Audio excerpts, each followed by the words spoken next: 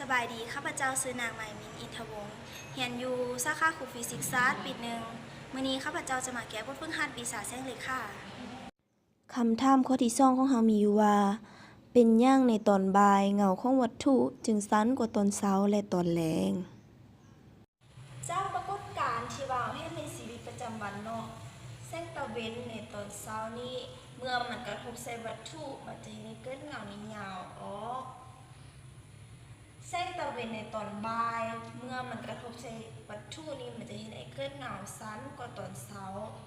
ส่วนแสงตะเวนในตอนแลงมันก็เช่นเดียวกันกับตอนเช้าเนาะเมื่อมันกระทบใส่วัตถุนี้มันจะเห็นให้เกิดเงาในยาวออกคือกับตอนเช้านั่นก็ย้อนว่า